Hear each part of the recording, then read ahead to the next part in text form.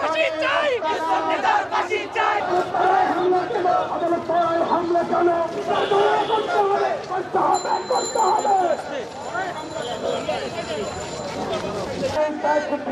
আল্লাহু আকবার। আদালত পাড়ায় হামলা কেন আইনজীবীর হত্যা কেন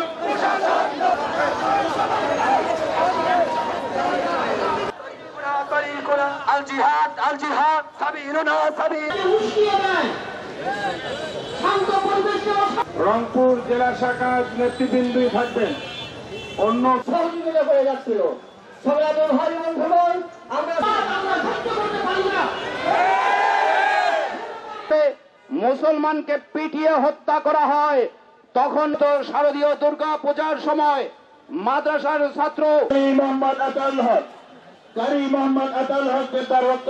ইসকন নামে যে সংগঠনটি দেশে অরাজকতা সৃষ্টি করার চেষ্টা করছে, এই ইসকনকে নিস্তব্ধ করার জন্য আমরা সরকারের কাছে নিষিদ্ধ করার জন্য দাবি জানাচ্ছি। দফা যে 8 দফা নিয়ে তারা কথা বলছে, এই 8টি দফা আমি আপনাদের সামনে উপস্থাপন করছি। এই 8 দফা আপনারা সঠিকভাবে বিশ্লেষণ করে দেখবেন। এই 8 দফা যদি মেনে নেওয়া হয় তাহলে বাংলাদেশ খণ্ড বিখণ্ড হয়ে যাবে, বাংলাদেশ ভারতের একটি প্রদেশে পরিণত হবে, ভারতের হিন্দুত্ববাদী রাষ্ট্র কায়েম হবে।